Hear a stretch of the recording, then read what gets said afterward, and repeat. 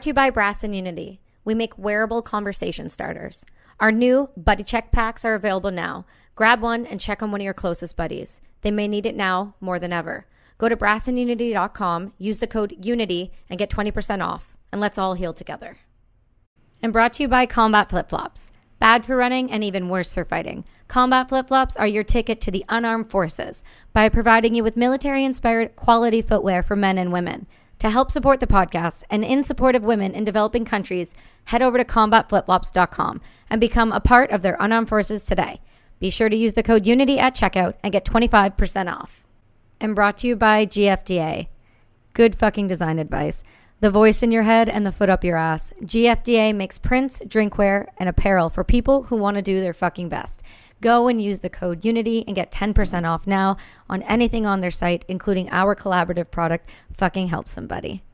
And brought to you by Daisy May Hat Co., the custom hat company based in Nashville, Tennessee. They make custom one-of-a-kind hats from wide-brimmed fedoras to cowboy hats. All of their hats are 100% beaver felt, and it's the highest quality hat you can get. They also have the coolest shirts ever. You can use the code BRASS at checkout for 15% off your entire order.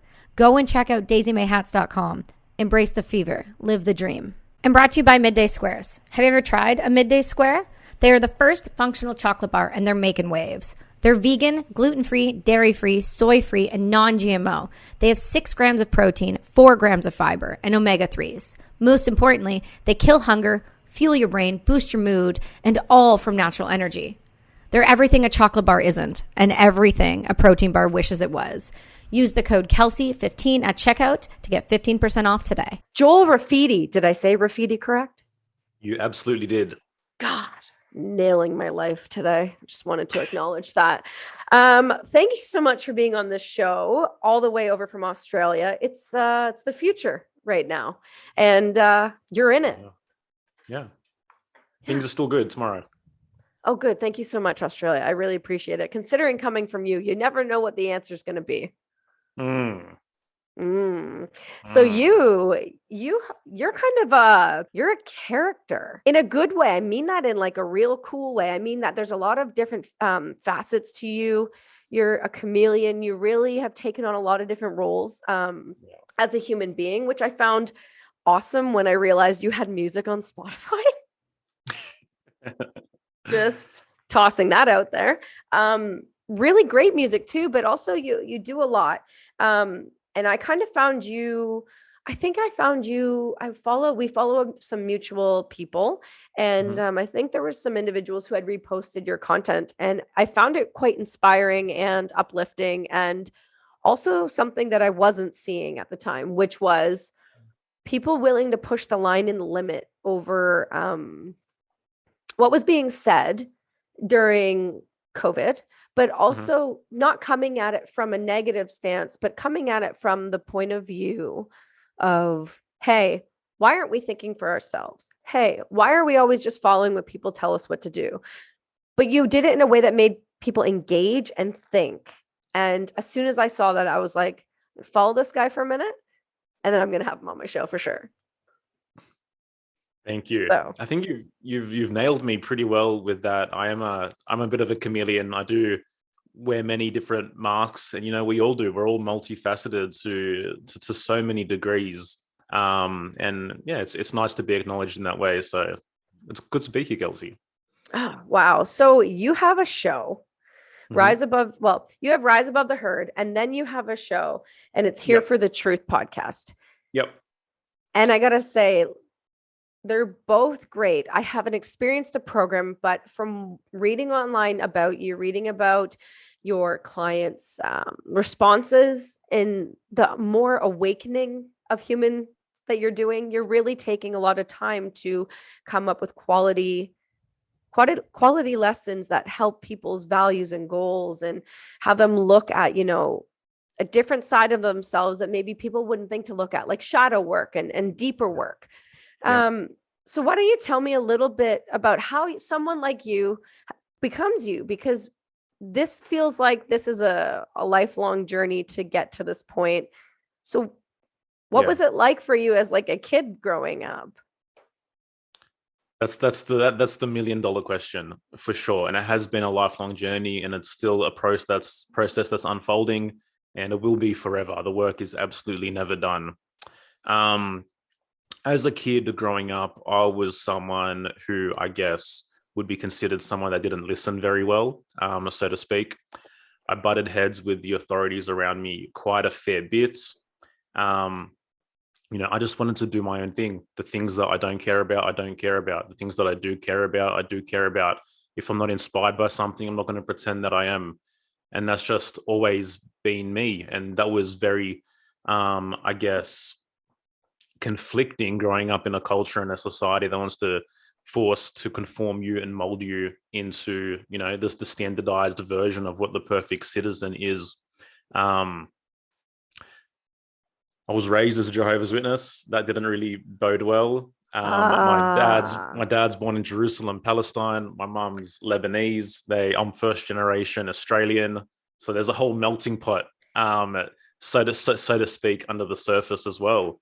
Growing up, my dad, tried to mold me just to take over the family business, work in construction, and that's kind of all I knew for a very long period of time. But it wasn't really until I discovered music. First and foremost, I started playing bass guitar. I fell in love with the bass, and that was the first time where I really felt inspired by something. I felt creative. I felt productive. I felt as though I was capable, and that's what I wanted to do. So that's what I kept doing. Then from there, I shifted more so into hip hop, and I guess I've always been considered gifted somewhat in a literary sense.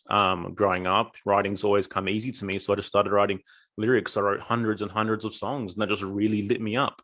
So I kept doing it, and that's what I decided I wanted to do. So I put everything aside and I aimed single-mindedly at that, and tried to build a career out of that.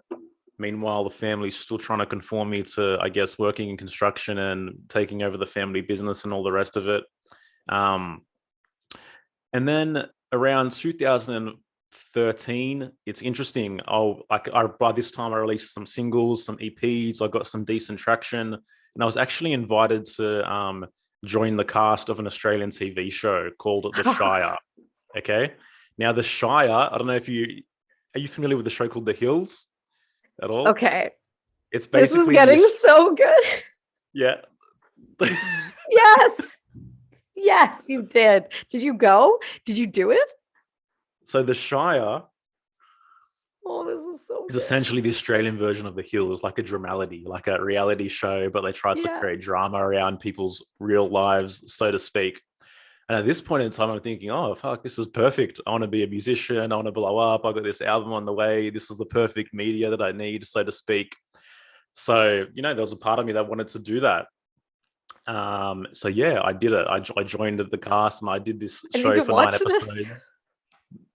I don't recommend it, but hey, this is my life. This is the journey. I'm not trying to hide any part of it. I definitely don't recommend it. It lasted totally nine episodes, one season, and then it dropped off air. Then from around the same time, I released my first album in 2014. It was called Phases.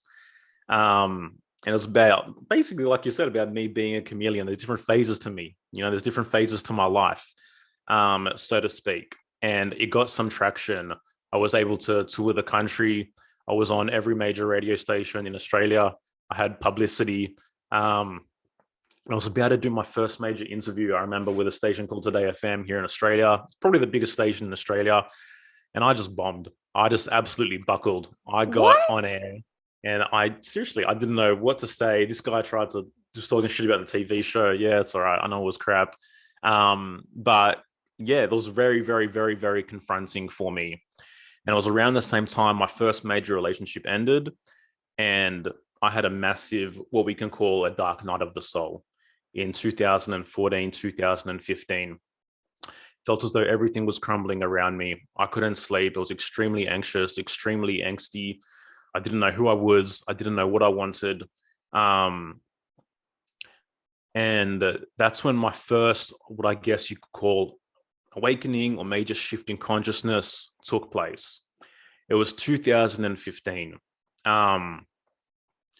And again, this is a journey. This is a process. The authentic path, it's not linear. It's not a straight line. We bump into many walls along the way, you know. Anyway, in 2015, I was introduced to a book called The Power of Now by Eckhart Tolle. Some people might know it.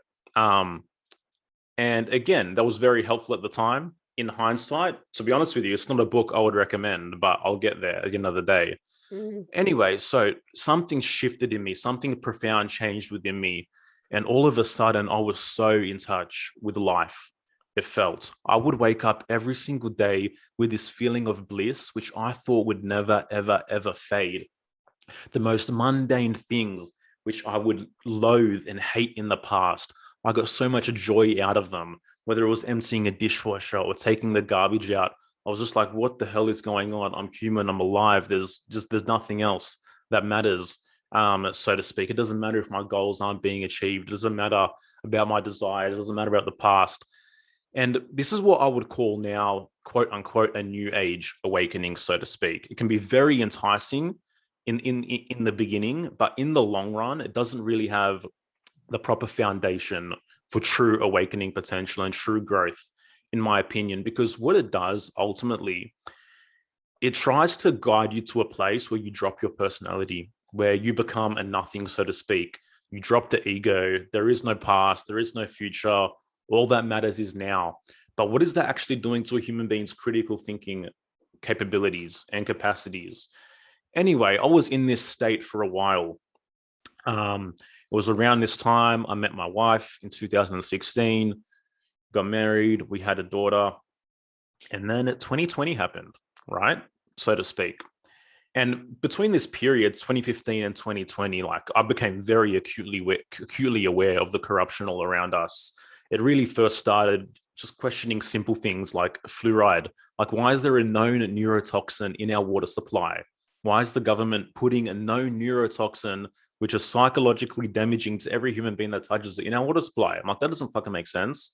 Then from there, it shifted into a bunch of different things. Watched, the typical ones, Zeitgeist, etc., and started questioning the corruption around me, so to speak. And I was pretty hardcore about it. Like I was trying to point the finger at everything and try to scream from the top of the hill to everyone about what is going on. Anyway, then 2020 happened, the quote unquote scamdemic. And I don't know how open I can be on this podcast about my thoughts and views. Listen, you can be, I've always been the person, and I've always been the person who has always said, listen, this is a space, quote unquote, safe space, legit, to talk however you want. I will never censor you. I will never tell anybody they can't say something. Your truth is your truth. The way you feel is the way you feel. And I'll bet, I can bet the way that you think, based off my listener base, there's probably going to be about 71 to 86% average will love the shit out of you. Okay, great. Yeah, you'll be fine. So go for it. My podcast is called Here for the Truth for a reason, so I'm not going to hold That's all right. Yeah, listen, I'll be honest with you. I've been pretty censored and had a lot of shit happen ever since I started really coming out and being incredibly critical of the Justin Trudeau government, as many people know about his draconian tyranny that he has ruled over everyone while he lives in his Eiffel Tower. As fucking ridiculous as that sounds, it is the truth, and it is irritating that it's the truth, because I feel like in this day and age, I should be able to be like, I'm proud of my prime minister. He's doing something good for anyone. And then I found out today, right before the show, that CBC put on a known convicted terrorist onto one of their shows and like clapped for him and like did a whole heart to heart about him, even though he killed an American medic and blinded, I think it was a special operator or an American soldier, and he's been convicted for it. So I have my feelings. Everyone's pretty aware of my feelings. And I feel like you and I feel a lot of the same thing. So please proceed. All right, cool. So 2020 happened. And prior to 2020, it was very, very, very difficult trying to, quote unquote, wake people up, trying to make them aware that perhaps things really aren't as they seem. Perhaps the government really doesn't love you as much as you might think they do, or have been programmed to believe so, like even obviously vaccines is a big taboo subject. It was Mm-hmm. way more of a taboo subject before 2020. You couldn't even touch that topic at all. No one would listen to you Well, you're a on it. parent, so you Yeah, understand. And yeah, being a parent myself, you understand what that means and what that looks like. I could not say the word vaccine yeah, to a single person. Oh my gosh.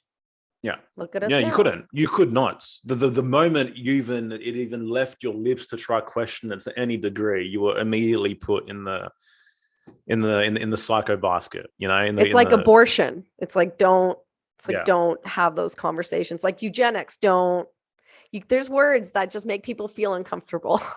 yeah. That's right. But that's exactly right.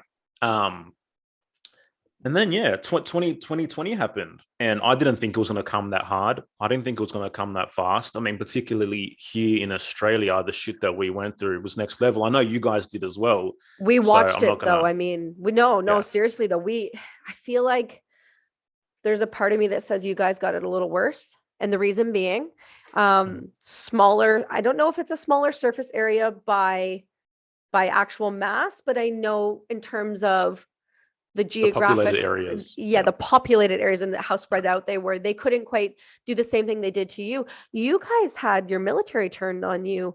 You guys would be put into, I saw video after video after video. I even got teachers reaching out to me in direct message being like, please post this. We can't get it out. We can't post it. We'll lose our jobs. It Yeah. was really upsetting to watch.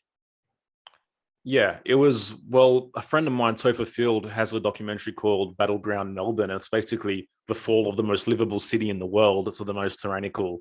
Um, and that kind of encapsulates really the process. Australia literally became, an open air prison, so to speak. We had police officers firing rubber bullets at our own citizens in That blew Melbourne. my mind. Yeah, yeah. Oh. Um, so 2020 happened and I saw it immediately in March. I knew exactly what was going on. And I was like, you know what? Fuck it. No holds barred. And by this point in time, people still weren't sure, is it real? Is it not real? Is it intense? Is it not intense? Right. But I just went hard and I lost lifelong friends. I went through a massive process of disintegration all around me.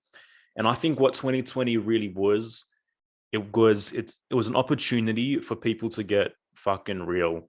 It was an opportunity for people to re-look at their lives and really stand on a precipice and decide, do I want authenticity? Do I want real? Or am I willing to accept the inauthentic and accept tyranny and accept a lesser version of myself simply because I need to play the game that the collective around me is all playing?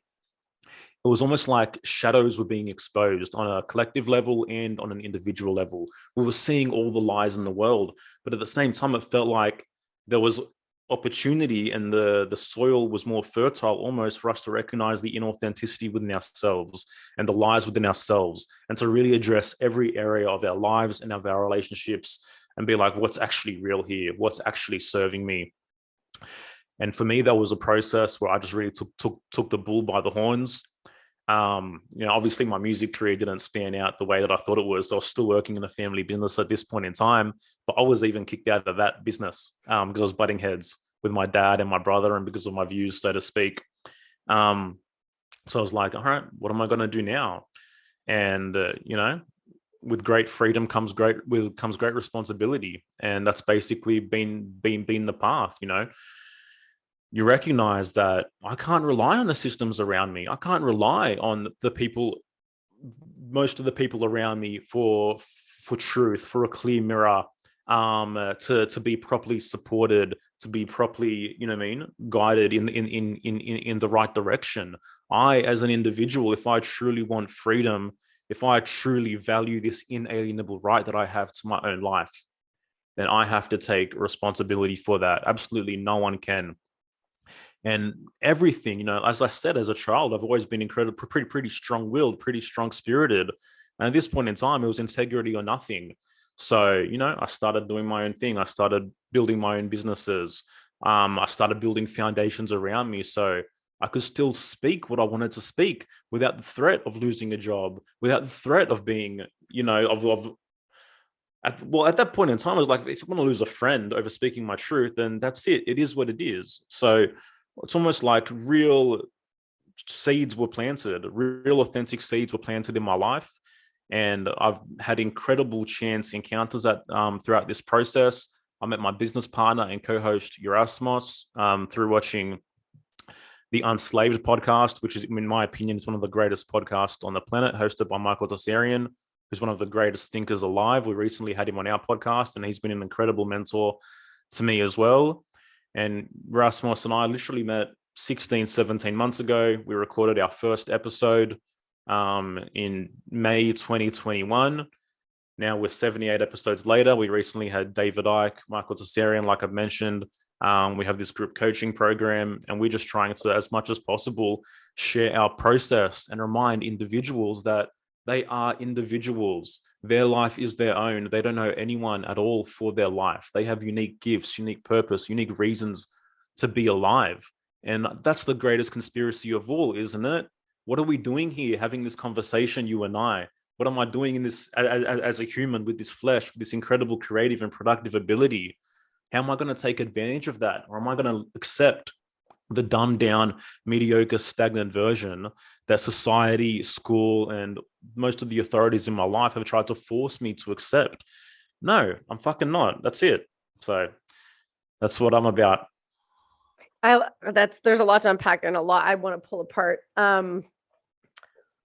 It's interesting that you come from a family with a background of Jehovah's Witness. I mean, as a Jehovah's Witness, because to hear that they, when did you really start speaking like this? A couple, 2 years ago now? I've been speaking out since 2015. Yeah. But it's been no holds barred since 2020. It's fascinating to see that they spoke to you this long. That what? Sorry? That your family spoke to you this long. Yeah. I say that because a very good friend of mine, her family are also Jehovah's Witness. And I've learned about, I mean, she is not, but I've learned about the culture. So in the understanding of how that works and how very quickly they can just say, we don't talk to you anymore. Just like that. Yeah, it's true. To clarify, even my family themselves, they're not hardcore Jehovah's Witnesses. They started breaking that pattern when I was about 13, 14. But the foundation and the tenets of that indoctrination, it's very extreme, and it's very difficult for an individual to actually break free from those shackles, especially when that's programmed into you so intensely from such an early age. I mean, I think most extremely religious people struggle with that paradigm, to be honest with you. And we can get into that. We can get into my thoughts on that if you want to, but I'll let you absolutely. No, absolutely. I think that's a great spot to start. Yeah, well, I think obviously, in my view, the religious institutions are one of the primary methods of control, domination, and manipulation that we have, to be honest with you, to keep people trapped in mediocrity. The basic tenet of most Judeo-Christian Islamic religions is that you need to feel guilty simply for the fact that you live, simply for the fact that you're alive, that you owe someone else for your existence. You owe someone else for your life. You're guilty simply for the fact that you're a man. And for the most of us, or a woman, and for the most of us, we just accept this. We accept it without proof. We accept it. So what's that doing to our reason? We just believe that we're born as these sinners, that's inherently something's wrong with us simply for the fact that we live, and we go on living our entire lives trying to atone for this guilt, which we can't even prove to ourselves. And people let this fear kill dreams, and it's killed more dreams than anything else in human history, in my opinion. So really what it is, if we want to live our lives properly and navigate our lives correctly, we have to work on developing our reason. We're developing our rationality. But if we accept that we're guilty simply for the fact that we're alive and we can't prove it by looking at anywhere, then we're abandoning our reason immediately. We're saying that, okay, we are not worthy. I mean, this is the basis of the entire original sin paradigm and the Garden of Eden story. Like, what happens in that story? Let's break that down. Let's dissect that a little bit, you know? Mm-hmm. Okay, so Eve took the bite, took a bite of an apple, of the forbidden fruit from this forbidden tree, and God essentially said, "You can't live in Eden anymore. You don't have my key, you don't have my protection anymore." So they banished him outside of Eden. So all of a sudden, what happened? Adam and Eve had to be responsible for their own life. Oh, that's a sin, is it? The fact that you have to be responsible. Oh, okay. They had to produce for themselves. Oh, that's a problem. All of a sudden, that's punishment, having to have to produce for yourself. They had to be condemned to sexual inclinations. Oh, geez, you know? Mm-hmm. So these virtues, Adam and Eve developed a morality, they developed justice, they developed responsibility. These are the virtues of being human, which essentially are being pointed at and saying that's sin, that's a punishment. So at the basis of it, how much inclination is there, do you think, for human beings to really take the reign of these virtues of responsibility, of freedom of choice, of freedom of will to be able to eat whatever fucking apple they want to eat, so to speak? You know, so we're all living in this in this subdued state from the get-go, or for most people that have been raised under these ideologies. We don't really know or want true freedom because we've been so conditioned and programmed from the outset to consider it as the reason for our fall, the reason for our demise. We think the virtues which make us human, the virtues by which we're required to live, are somehow some kind of hellish state, so to speak. So I think until we deprogram from that ideology in the first place, it's difficult for people to really take the reins of their own lives as individuals and be like, I am responsible for my life. I value my life and I want to exalt myself. What do you think it is? Is it that people are lazy? Is it that people struggle with individual responsibility because they're raised that way? I mean, it's hard when I see people that are born, and obviously it happens because those are your parents, but they pick what you do, what you say, what you love, what you don't love. Yep. And that's ingrained into you for no fault of their own. There's plenty of children who are brought into what is that cult that was in, oh my God, he's still in prison and he's still like running it from there. It's in the United States. Do you know which one I'm speaking of? No. Jeff. Oh, it was huge. Like the LD. I'll find it. My point is it is one of the most, it's really sad he would take child brides. It was just the culture that was built around it. And these children are brought into this with no fault of their own. And it's a real struggle for me when I see things like that, because I was raised Catholic. I was baptized. I did the whole thing. I went to Catholic school, did the communion, all of it.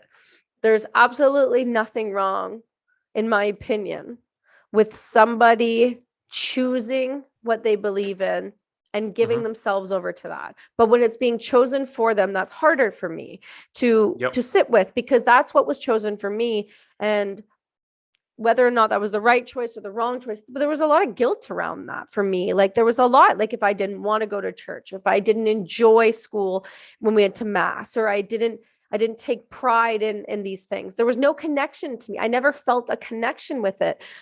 When I became an adult, I very often say, like, in a joking manner, like, out of no disrespect to my friends and everyone who are Christian and Catholic, but I'm a recovering Catholic, I say, because I had that put on me, and then I became an adult, went through some very dark things, and utilized psychedelics to find my way out of that. And plant-based healing. And what was really fascinating about that was looking at the correlation with religion and psychedelics, and looking at what that is, what is happening with the body when you're going through those things. It feels like a very religious experience. It's a very divine experience. And I've almost found I don't want to say my religion, but my faith in something else that isn't someone in that they have told me I should have faith in because of my parents and my grandparents and so on and so forth. I want to understand more why people become so ingrained into a religion and so taken by someone they've read a book about. Yeah. So what do you think was the driving motivational force for you to go to mass or to go to church against your will? I was just told to because my parents believed, correction, my mother was Catholic and my dad was not. It was a whole thing.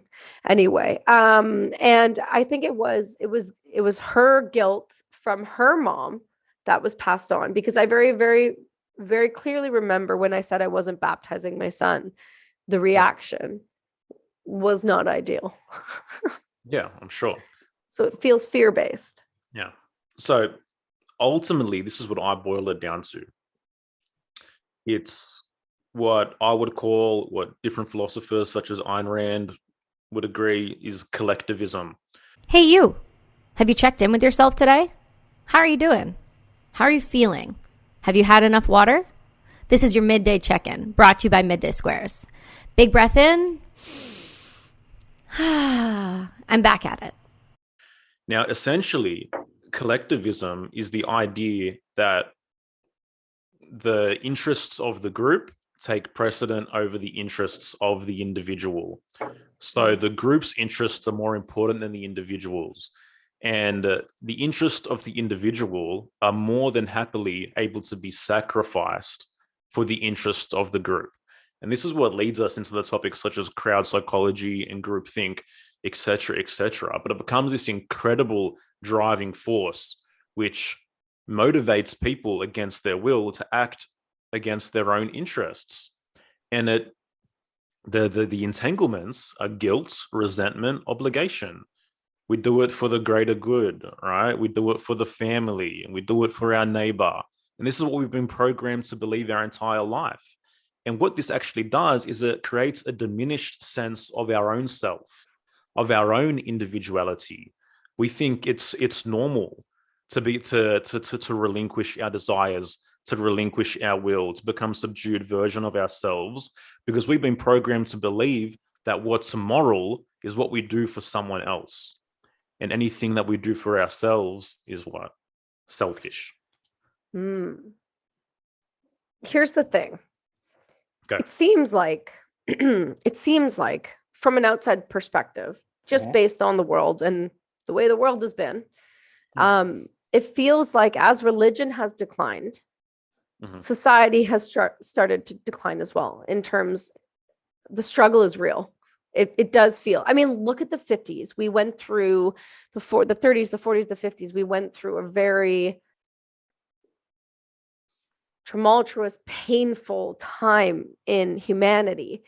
And somehow there was this understanding that it was going to be okay because, and I think religion was so much stronger than the way that America and Canada looked at the world and how they were raising their children in the type of environment, but religion being at the forefront of it, they held it together differently. As that has declined over time and people have started to think for themselves or look at the world differently or start to experiment in another way, they've stepped away from a religion and things seem to fall into decline. Okay. I can see how like stressed out that makes you. Your body language is hilarious. This is where I come from. America is the only nation in the history of our world that's built on the foundation of individual rights. Right. The only nation. And that's why America thrived. That's why more innovation, more technological advancement. That's why America was the greatest country for a period of time that ever possibly existed. That's why everyone wanted to go there, because individual rights were protected. And you're saying was a lot. Yeah, you don't think it is? I mean, you don't think it is any longer?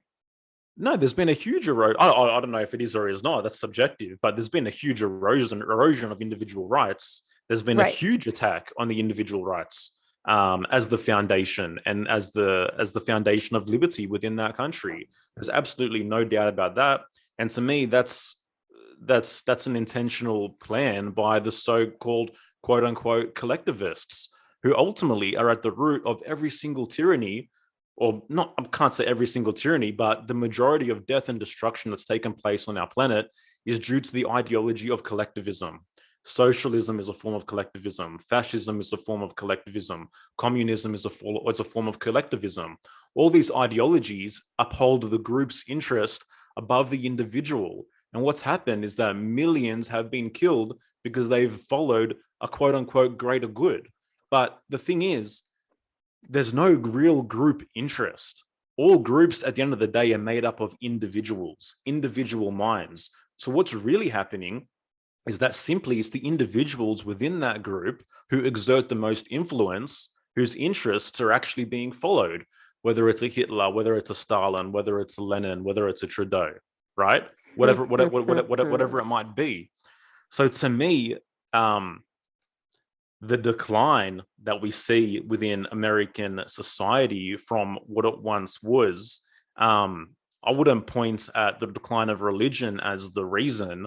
I would point to the rise of collectivism, the meaning that, because as collectivism rises, responsibility declines. We begin to feel as though the group needs to support us.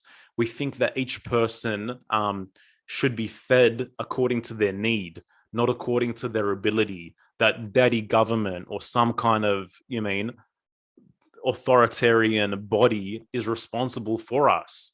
So we've been lulled and subdued to give up responsibility, to no longer put our life in our own hands, to no longer value ourselves, to no longer value productivity. Now, all of a sudden, we value the exact opposite.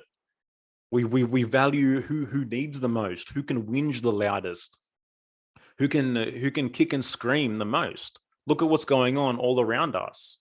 So that would be my 2 cents on that, I guess. Yeah, no, I just find it fascinating to see what's happening. Being over in North America with the decline of religion in schools and the decline of religion in American schools, a lot of people want to point to that. It's easier to point to the thing that's closest, right? That's the easiest. Yeah, it's definitely easiest. And the thing is, if it's not religion, then what is it? The problem is that the individuals are still looking for something. They're still looking for an authority outside of themselves to answer for their existence, as opposed to, really waking up to the reality that you're a fucking individual with this one life and this one right to your own life. And what are you going to do about that? You're responsible for every single aspect and facet of your life, no one else. So stop sitting on your hands. And community and religion, like I don't want to boo the whole thing. It has many, many beautiful aspects to it, but all forms and institutions and groups, they only thrive when the relationships and engagement within them are done voluntarily. They're not performed out of, we're not forced to engage out of guilt or out of obligation or out of resentment, right? Because we feel as though we're going to be judged or shunned or outcasted from the group if we don't engage in such a way. But it's only the individual who has redeemed himself, who's claimed responsibility, who's claimed authority, who's filled his own cup. It's only that person that can actually be of service to anyone, right? But we've been programmed to believe that altruism is the highest ideal. This idea that we have to constantly give, and that our moral self-worth is purely in what we can provide to another, not that we can provide to ourselves. And so we view ourselves as individuals that aren't worthy of receiving, that aren't worthy of building a life that truly reflects their dreams, that truly reflects their inner realities, so to speak. I don't know. Does that make sense? Yeah, of course. The individual responsibility that the world is going to do it all for them. It's been taken away. The individual can't rely on, themselves any longer. How could they if they did rely on themselves? Well, then they wouldn't be able to feed themselves anymore because inflation is so high. So we must need assistance from the government. We must need assistance from so and so. We must be able to get people to do it for us. That's a real that's a real struggle for me, hearing people starting to relax into that feeling of, I would rather just stay at home and not work. and receive a paycheck. When you take people's work away, very often you take their purpose away. And when you take their purpose away, so many other things start to slide off. Mental health becomes a real problem real quick. In COVID, during whatever, it's really, God, tangent. When you try to think about pre-COVID, do you ever just kind of stop for a second and go, what was even before it? Yeah. Because it's so drastically different. It's monumental. It's monumental, and we often don't take the time to really address it like you are now. To me, it feels like a dream, honestly. A fugue state, if you will. Yeah. I feel foggy when I think about it. I try to go back and I think, like 9/11 and all of those times and all those big events in my life and other people's lives. I go, yeah, but like COVID though, right? Like I go right back to it. I revert back to it because it was so, and continues to be for some, so damn traumatic in a way that we're not addressing. And the mental health aspect of it is something I'd like to discuss with you. Sure. People's mental state in this current climate is the most fragile I think it's ever been, by like a long shot. Pharmaceutical medications being prescribed at a rate that is just astronomical. Most people are on antidepressants. I think if you ask like every 10, you're probably going to get somebody who's like, yeah, I've been on one at some point, or, I'm on one currently. And I wonder, I know this is, I'm kind of teeing you up here, but I wonder if this mental health crisis was just one way to access people by just getting them to do whatever the hell you want them to do because they're hurting so bad. I mean, that definitely plays a huge part in it. But we were primed for this a long time before 2020. One video which I really implore many people to watch is Yuri Bezmenov's testimony with G. Edward Griffin. Yuri Bezmenov is a former KGB agent, and basically he talks about in the 80s the intentional subversion of American culture, ideological subversion, the 4 stages of it, and it started in the education system. We were primed to become more and more reliance on organizations outside of us, be it big pharma, be it the government, be it the schooling system, to take responsibility for our lives. So then something like this could come along, and we would be forced to bend the knee, so to speak, because we've given up that power through generations. Has that power been given up intentionally to China, or has that just been a default that's happened? I'm not the expert on geopolitics by any means whatsoever. The way that I see it is that,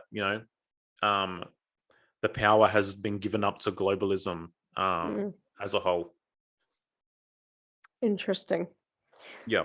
It's a really sad thing to watch people fall into decline the way that they do over this when It is. You're on the other side of it. Yeah. But at the same time, I mean, there's been an equal effect on the opposite side. There's never been more distrust of big pharma. There's never been more distrust of allopathy. There's never been more distrust of mainstream media, of Hollywood, of government. More and more people have woken up since 2020 than ever before to the true nature of government and really what goes on in our society. And many people have staked their flag in the ground and they've said, no more, I'm not interested, I'm tapping out. Society's going the way society's going. I'm not on that train anymore. I'm getting off that train. I'm going to build a life that's reflective of my values, not of your values. And there's people around me that are doing that too, who are building themselves up. And actually we can engage, like I mentioned, on a voluntary basis. We can create something on the most fundamental ground roots level. people are returning to the most local level. I don't know if you're seeing it around you as well, but Yeah, people absolutely. are yeah, people are rejecting the globalist trajectory of the system because they don't align with their values anymore, and they're saying, all right, you're not giving me any choice, I'm going to create my own thing. And that's what's happened to me. And I think there's a timeline reality split taking place on some level. Those who are refusing to really see what's going on, they've just accepted the inauthentic nature of the way most of mainstream reality is going. And there's others who are like, no, I'm going to live life based on my values. And there's an opportunity to create something new, which never was there before 2020. I'm so happy to see that. I do see it here. I do see it in Canada. I'm in the States quite a bit, and I see it when I'm in states, certain states at least. Some states just feel like they're still status quo, except they're falling into like this weird, like dystopian. I went to LA recently for a podcast, and whoa, I hadn't been there in 2 years, mate. Oh wow, that was a trip. That was new. That was different, for sure, and more uncomfortable than I wished it was. But then I went to other places where I've never seen it more pro freedom. I've never seen it more pro conversation. And, but you see that certain states like that, you see them slide into a more religious, freedom-based style. And that's been different. It feels like there's never been more division. But yet the division is, there may have been division, but the division that is now currently in place is so drastic. Like, it's so separated. I've never seen it. Like, when I speak to an individual who is very far right versus very far left, the contrast is like, it's so, it's more than polarizing. I'm trying to think of a word because it's so drastic. I just didn't know that it could be that opposite. Yeah. What is that like for you in Australia too, though? Yeah. Australia is interesting. I'd like to give you a little bit of a brief view of how intense it did get here. Just speaking from myself personally, I've currently got 3 charges laid out against me. One for attending a protest during the height of it. 40 different individuals called to Crime Stoppers to report my presence at this protest. The second fine was because there was a curfew in Australia at times, and the curfew was that you could only be outside if you were exercising. But me and my family chose to go have a little picnic and cut some cucumbers and cut some carrots, and 7 police officers approached us and charged us with sitting on the ground eating cucumbers. Did you film that? There's footage. I've definitely got footage. It's filmed. Oh my gosh. But this is what we went through, so to speak. And the talk about polarization on one side, people loved it. People were imploring the police and the government authorities to be more tyrannical, and to really highlight the fact that the people that were rejecting it were the cause and the reason for the rise in the cases and the death of their grandmas and all the rest of it. To answer your question, like, I've been out of the mainstream world for so long, it's difficult for me to see. I live in a very small bubble on the south coast of Australia, in my little corner on a beach. I do my thing. I talk to incredible people like you. I have my community. I literally only engage with people who are on the same page as me. Everyone else doesn't want to borrow me, so I don't know. All I know is what I know. On one side, I'm so happy that you found that peace in that. And the other side, I'm like, I see the appeal, but I also enjoy having conversations with people that are the complete opposite of me. I find I learn a lot, not only about myself, but about human beings. And it makes me, it's really interesting to me. It's really fascinating when somebody just feels the complete opposite about me. I'm they believe nothing I believe. And it is always an interesting conversation, but we are always able to walk away and say, cool. Maybe it's the people I'm talking to, Yeah, because I can also tell you yeah, there's some I crazies. can't find them anywhere in my world. They don't want to borrow me, so I don't know. Well, listen, I'll get you some, because right. it's always good to have both perspectives. I'm not saying they're right.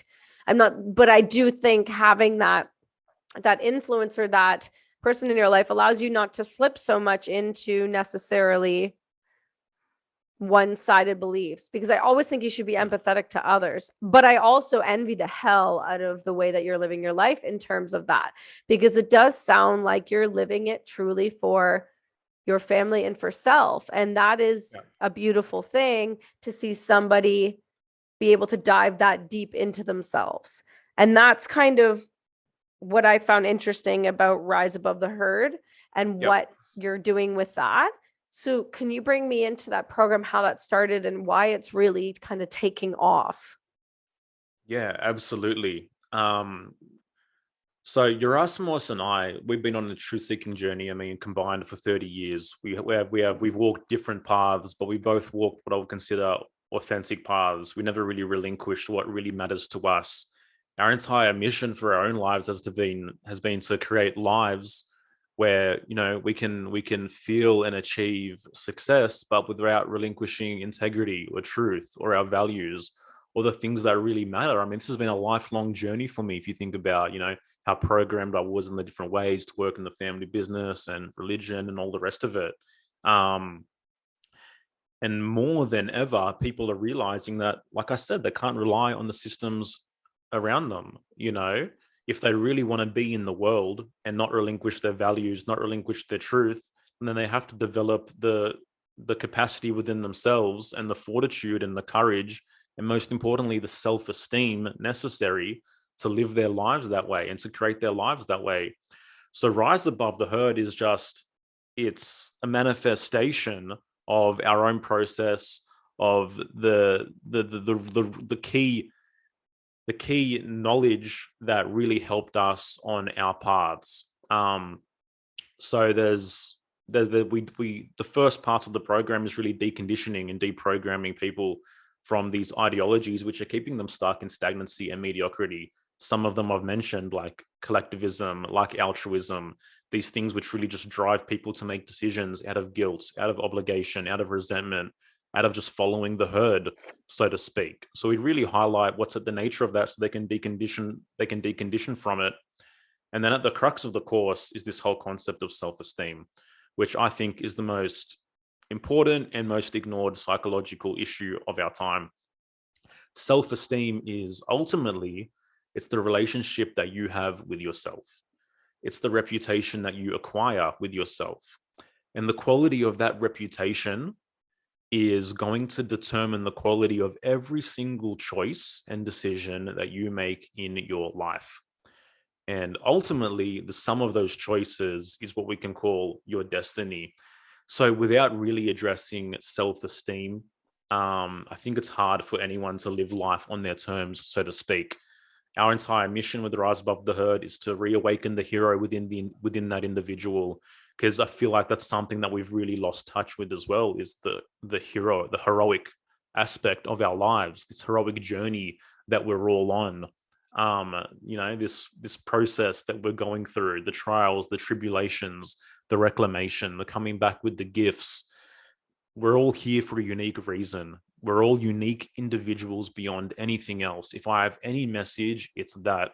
It's that there's no one like you. There's no one like you that's ever existed in your life ever before. And deep within you, there's a seed of consciousness that knows this and remembers this. And that seed of consciousness holds your potential. And that potential, essentially, in my opinion, is unlimited. And for me, if we're not living our lives to really tap into that potential and bring it out into physical reality and manifest it as reality within our lives, so we can see that we're capable, we can see that we're competent, we can see that we're here for a reason, then I mean, I don't know. My view is that, you know, it's a little bit of waste taking place there. So, Rise Above the Herd is more than anything exalting yourself as an individual to be free from the shackles of stagnancy and live life on your terms. You know, you don't have to report to anyone, but at the end of the day, you need to take responsibility. when you're looking at the program, I went through everything, and Yeah. you really dive into everything. You go from one end of the spectrum to the next. You like just wanted to list off some of the topics and things you go into so that people could Sure. understand a little more. And so, some of the keys to self transformation or self sacrifice versus self love, shadow work, spiritual and somatic bypass, true self esteem, collectivism versus individualism, which is what we spoke about, the values and goals, poverty. See, that's an interesting one for me. I was shocked to see that one on that list. And self-sabotage, capitalism, and you just list through them. And I wonder poverty, where that came from and how that kind of. Yeah. So poverty consciousness is what it says there. Yeah. And So basically my poverty apologies, I missed the other consciousness word. is this, yeah.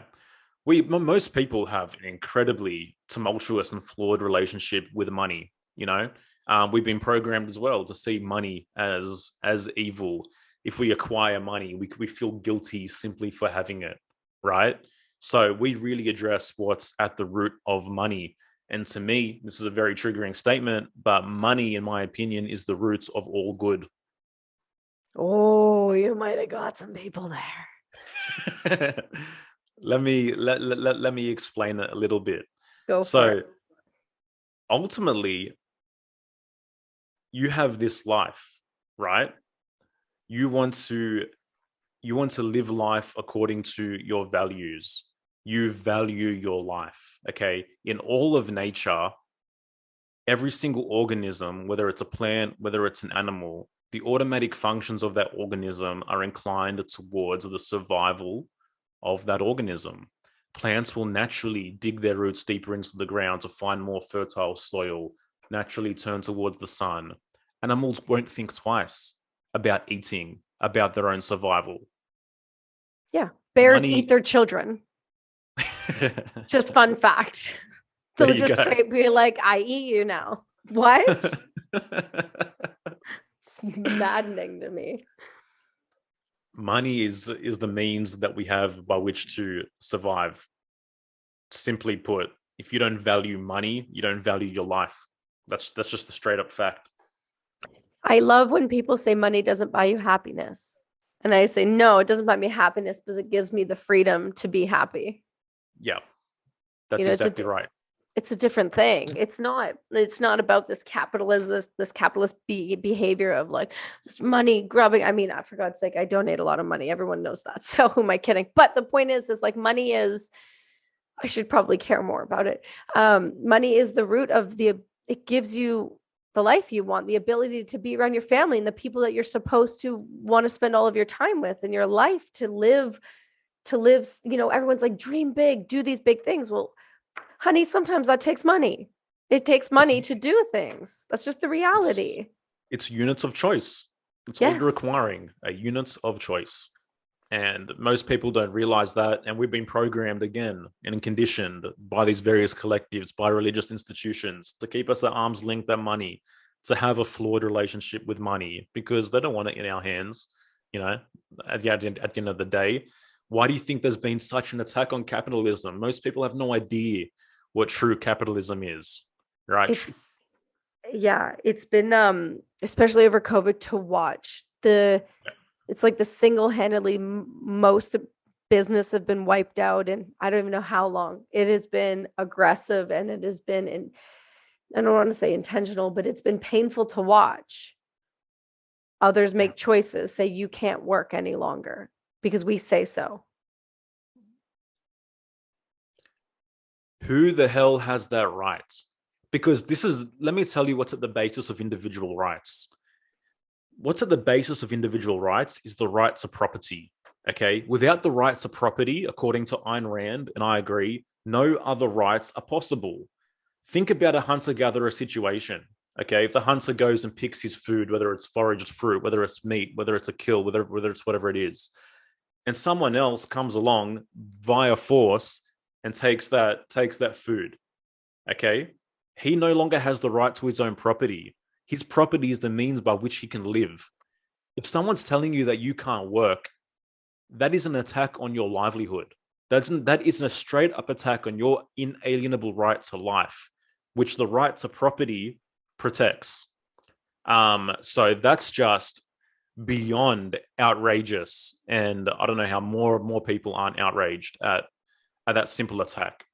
It was really irritating in March of 2020 when the call came down in Canada. They said we were not allowed to run our businesses, that Health Canada would come and it would be this whole thing and you'd be fined. And it wasn't like, oh, you'll just be in trouble. You'd be fined like $500,000. You'd be put in prison.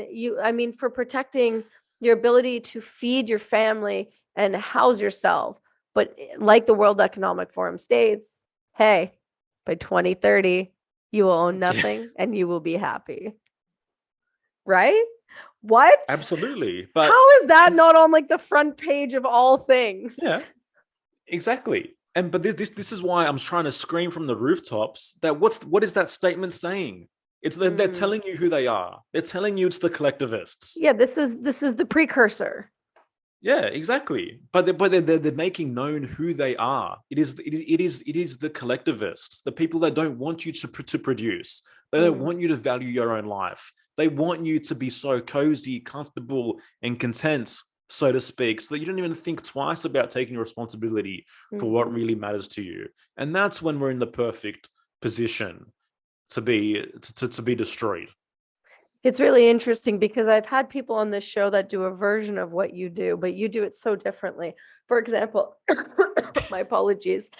For example, you look at getting people to see and wake up in a very calm, accepting way where you just slowly peel the onion and they're like, oh, and then you're like, yeah. And then you're like, oh, and they're like, yeah, just wait.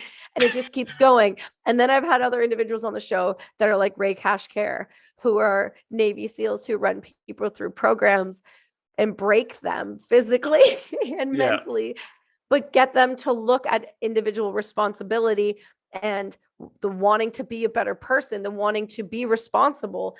And it's so fascinating to hear your take on how to get individuals to wake up. And it's so simple and it's so easy to have conversations about. For like the last hour, we talked about so many of these different topics that you go over with Rise Above the Herd. And I think it's so fantastic because at no point not that I would ever be offended. Let's be honest with ourselves. Everyone knows that. But at no point was there like something that was offensive or you're trying to be cruel or hateful. You're putting out positive thought into the world in a different way, in a critical thinking way, in a way that is not left or right, but just a human experience and how to make it better and open and so that you can really thrive. And I want to say I really appreciate that. The take that you have and the way that you approach it is refreshing and really makes me optimistic for the future of people. Thank you so much. I really appreciate that. I think, like you said, in terms of the different methods and ways that people have about going about waking people up, often it's what worked for us, Right? Yeah. So I need a bit of a mix, a little shit kick and a little like soft conversation. And I think that's what this show gives me. That's it. It's fantastic. I've so enjoyed our conversation. And like I said to you before we started even recording, I can't wait to have you on again. I would love to sit down and go over like every hour of just, one of these topics and break it down, because what you're doing, like I said, is transforming lives. And it's getting people to understand that they can do this. They are strong enough. They have the abilities within themselves. They have to be willing to get a little uncomfortable to move forward. But isn't that the whole key to growth, right? You have to learn to live uncomfortable. You have to learn to be comfortable in the uncomfortable. And I think that's what you bring. And I'm so looking forward to having you on again. It's been an absolute pleasure, Kelsey. I look forward to being on again. Thank you so much for all that you're doing. Honestly, obviously, you've taken the bull by the horns as well. You've dived deeper into authenticity, into integrity, and you're creating something which is of extreme value, not only to yourself, but also, to the people that are listening to you. So I'd like to honor you as well. Thank you. Thank you. Yeah, that's the goal, right? Isn't it just try to be better than 1% better than yesterday, right? Just try not to suck, put some effort into your life and just, just do more so that when your parents look at you, they go, God, that was worth it. Just make it worth it, right? And try to be a positive light. Can you do me a favor and tell everyone where they can find Rise Above the Herd, where they can find There for the Truth podcast, which I gotta tell you, I really recommend it. I just listened to the eugenics conversation. It blew my mind. There was an abduction one I couldn't get into as a parent. That always hurts me when I have, well, it's just, I have friends who work in that space. And I've had conversations like Alana Stott on the show, and I always find those conversations sit real heavy for a little minute. And I'm going to Peru soon, so I need to keep the positive light. But your show is not only informative, it's digestible, it's understandable, and I think it's going to continue to grow and reach so many people. So can you tell where everyone can find you, please? Yeah, absolutely. The podcast is at hereforthetruth.com. All our episodes are available there. And if you'd like to join our program, we've actually just announced new dates for September, and you can discover all you need to know at riseabovetheherd.com.au. Also, I'm on Instagram at Joel Rafidi. Yeah, that's it. Yeah. Your Instagram's legit. Joel Rafidi everywhere. Everywhere. It's legit. And you've got Joel Rafidi on Spotify. Your music's good. I would go check it out. But yeah, your Instagram's legit. It's a great follow. It's sometimes I get on there and it just gives me exactly what it needs to give me. And when you're like scrolling, you're having a day or you're doing something and it pops and it clicks. And I'm telling you, it's been a great follow. So thanks for that. Everyone else, just stick with me, Joel. We will see you all next week.